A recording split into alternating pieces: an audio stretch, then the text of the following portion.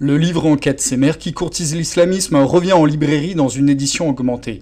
Louis Alliot, vice-président du Front National, l'a lu attentivement. Il répond à nos questions. Louis Alliot, merci de nous recevoir au siège du Front National. Le FN vient de lancer une campagne contre l'affaiblissement de la laïcité par l'UMP et le PS. Après avoir lu l'enquête Semer qui courtise l'islamisme, ne trouvez-vous pas que le mot affaiblissement est faible, vu les aides matérielles nombreuses aux mosquées radicales recensées dans notre enquête? Oui, ce n'est pas de l'affaiblissement, c'est une trahison de la laïcité à la française, et ce depuis déjà longtemps. Et il faut quand même le dire, la seule cause qui vaille pour eux, c'est l'élection et la réélection. Et ils ont considéré que c'était une clientèle captive, plutôt facilement d'ailleurs, je l'ai vu dans ma propre élection à Perpignan. Il suffit de pouvoir subvertir les chefs pour avoir ensuite les votes, et c'est comme cela que petit à petit on en arrive à cette situation, les cantines, les piscines, les terrains pour les mosquées elles-mêmes, et l'utilisation finalement des failles de notre droit à des fins communautaristes, et je crois qu'aujourd'hui, voilà, on est au bout de l'exercice, plus la binationalité, plus les programmes de haine contre la France, parce que ça existe aussi, plus la très mauvaise idée d'avoir constitué un fameux Conseil français du culte musulman, qui n'est pas l'organisation de l'islam de France, mais qui est l'organisation de l'islam des pays étrangers, marocains, algériens, égyptiens, tout ce que vous voulez. Donc là, je pense que voilà, la France et la classe politique UMP-PS s'est évidemment mal comportée, qu'elle a trahi l'esprit de la loi de 1905, la loi de 1905 elle-même, et que par cette politique, elle nous met aujourd'hui en péril, et elle met en péril la République elle-même. Oui, le Front National a demandé l'interdiction de l'UIF, l'Union des organisations islamiques de France, branche française informelle des frères musulmans. Que diriez-vous à Manuel Valls, qui est allé inaugurer la mosquée de Cergy, construite sur un terrain municipal de la mairie PS de Cergy, et dont l'imam soutient ouvertement les frères musulmans d'Égypte? Que voulez-vous dire à un politicien comme Manuel Valls? Il n'agit qu'en fonction de ses intérêts. Voilà, il est allé dans il a participé à l'inauguration de cette mosquée, je suppose en toute connaissance de cause, et comme on veut acheter la paix civile en France, eh bien, quelquefois, on fait allégeance à des gens qui sont peu recommandables. Moi, j'ai lu, au-delà de M. Valls, l'excellente tribune de Mesri Hatab dans le Figaro, qui est parue il y a une dizaine de jours. Oui, le philosophe tunisien Mesri Hatab, qui est ambassadeur de l'UNESCO. Exactement. Qui est un excellent... Où il dit « arrêtons avec l'angélisme, etc. » Il est évident qu'un certain nombre de politiciens ont abdiqué sur la question de l'islam et de la perversion d'un certain nombre de lieux de culte, de pensée, etc. etc. Et on en arrive à cette aberration. À l'aberration où vous avez même des gens comme Malek Bouti qui disent que les élus locaux sont en partie responsables du développement de la radicalisation, parce qu'en fait, c'est du clientélisme, et ce sont eux les responsables. Donc, je veux dire, les socialistes sont quand même un parti assez incroyable. Ils ont initié la mauvaise politique, et ils arrivent maintenant à contester les résultats de leur politique. C'est le serpent qui se mord la queue. Ces gens-là sont des irresponsables, et moi je dis à Valls, vous êtes un irresponsable. Voilà. Et je pense que toute l'action du Parti Socialiste depuis maintenant 30 ans dans ce domaine-là, elle est marquée du sceau de l'irresponsabilité. Oui, je rappelle d'ailleurs dans l'enquête que Jean-Marc Ayrault, quand il était maire de Nantes, en 2009, il avait fait voter 200 000 € de subvention à l'association dite culturelle de la mosquée As-Salam de Nantes, qui est gérée par l'UIF. Et il s'est avéré que cette association, en fait, est la couverture pour l'Institut islamique qui enseigne la charia à la mosquée de Nantes. Voilà. Je tenais à le préciser parce que les gens ne le savent pas. Le problème, c'est qu'on parle de M. Valls, mais je veux dire, on peut faire la même analyse avec l'UMP. Et dans beaucoup de villes UMP de France, c'est exactement la même politique que celle qui est pratiquée par le Parti socialiste, au point même qu'il y a aujourd'hui des compatriotes musulmans, parce que ça existe, il faut quand même pas arrêter de se voiler la face, qui disent « mais comment les pouvoirs publics ont pu tolérer cela? Les discours dans les mosquées, les imams qui venaient de l'étranger, qui prenaient la haine de la France, le développement de la voyoucratie de banlieue, qui est un amalgame entre la religion, la drogue, les trafics.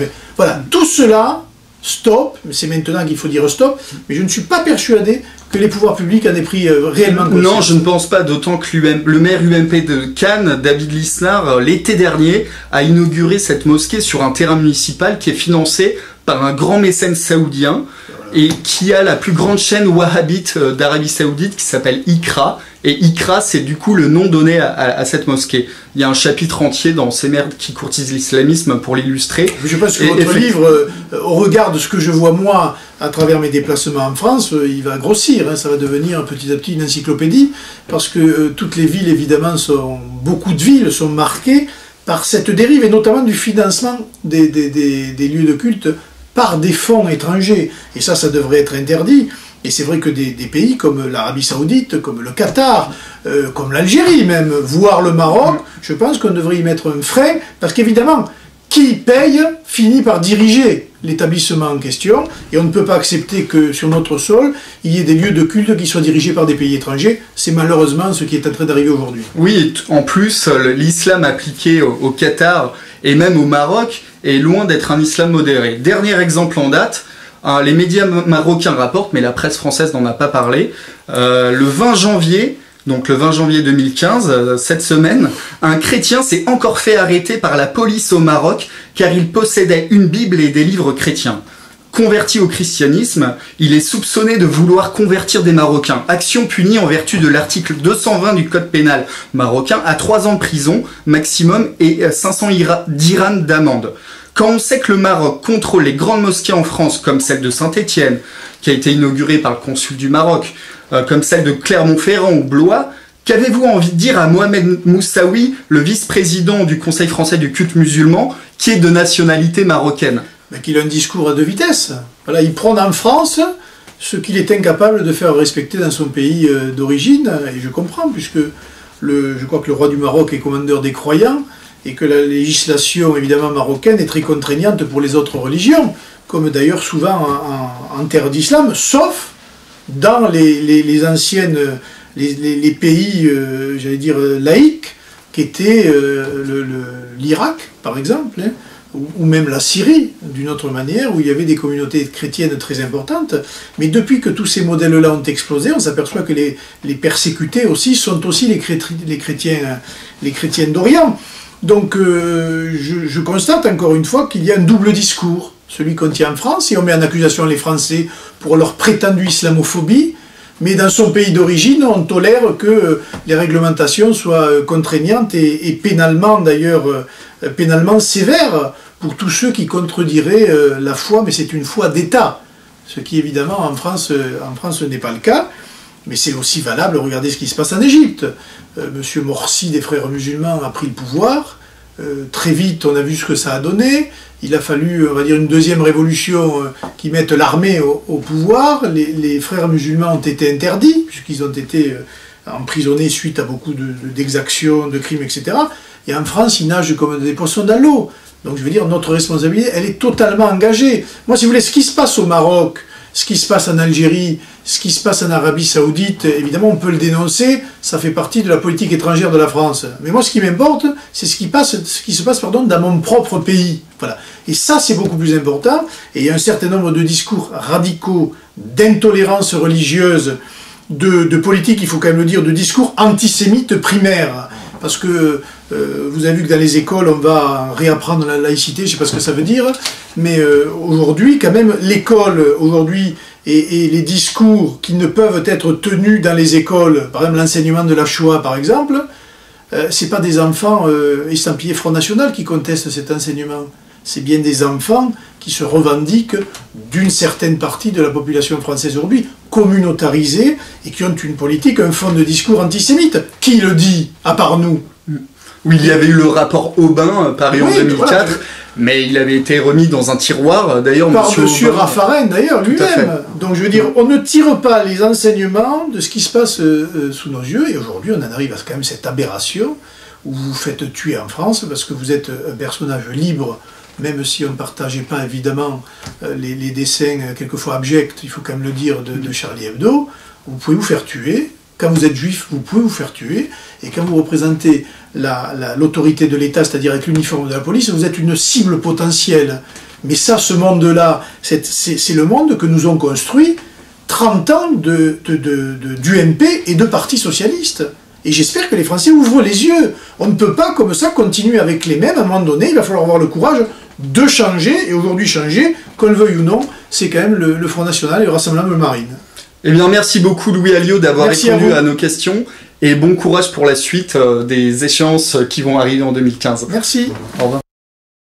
Nous sommes devant la grande mosquée de Cergy. Construite sur un terrain de la municipalité socialiste de 2000 m² pour un loyer cadeau annuel de 728 €.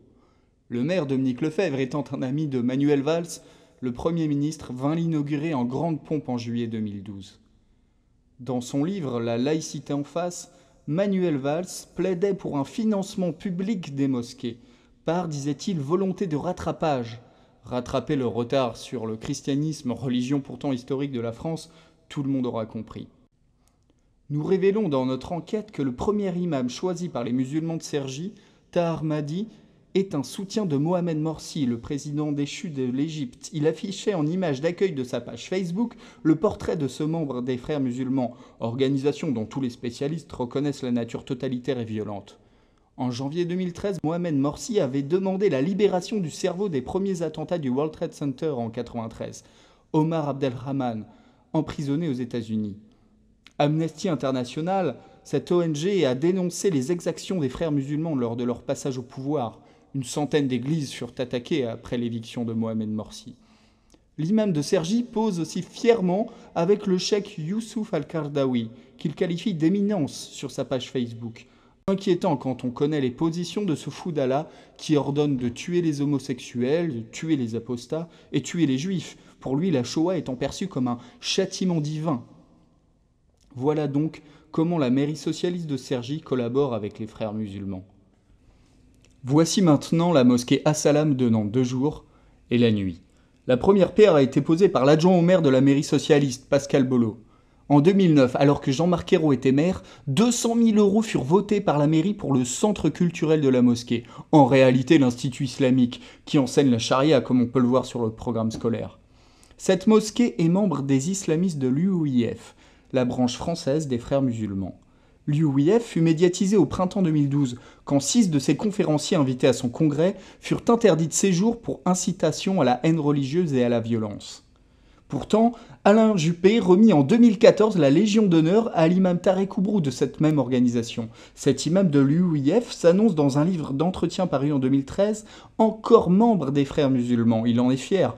Organisation classée islamo-terroriste par l'Égypte, interdite aux Émirats arabes unis et sous étroite surveillance dans tout le monde arabe. Alain Juppé assure qu'il fera, je cite, « tout pour qu'un terrain soit disponible pour la grande mosquée de cet imam, ordonnant à ses fidèles de lire le Coran comme les salafistes ». Maire UMP de Cannes jusqu'en 2014, Bernard Brochant, un proche de Nicolas Sarkozy, a inauguré la nouvelle mosquée Iqra à l'été 2014, édifiée sur un terrain de la mairie pour un loyer dérisoire. Son bras droit et maintenant le nouveau maire de Cannes, David Lisnard, avouait que la démarche peut paraître en contradiction avec la loi de 1905, tranquillement.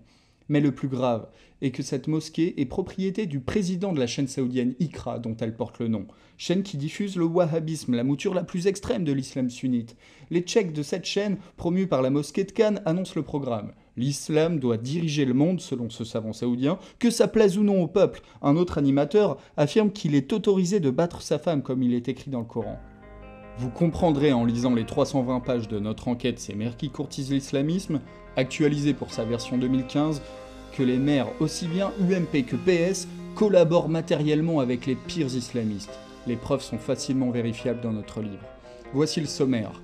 Alain Juppé et les Frères musulmans, Jean-Claude Gaudin et la loi particulièrement injuste de 1905 selon lui, les 3 millions d'euros de François Grosdidier, un maire UMP pour une mosquée à Ouapi, Laurent Catala, socialiste, qui a subventionné à hauteur de 1 million d'euros sa mosquée, Serge Dassault et la mosquée de Corbeil-Essonnes, les 22 millions d'euros de Bertrand Delanoë pour l'Institut islamique de Paris, la grande mosquée de Strasbourg où l'islamisme subventionné par les collectivités locales, les compagnons de Martine Aubry, l'islamisme turc et les élus, Manuel Valls et le financement public des mosquées, le financement public des mosquées par Jean-Marc Ayrault, un temple protestant livré aux islamistes à Nîmes par le maire UMP et la mosquée de Cannes sur un terrain municipal, le tribunal administratif qui sanctionne la mairie de Nice, etc., etc. Sortie nationale en janvier 2015 dans 500 librairies.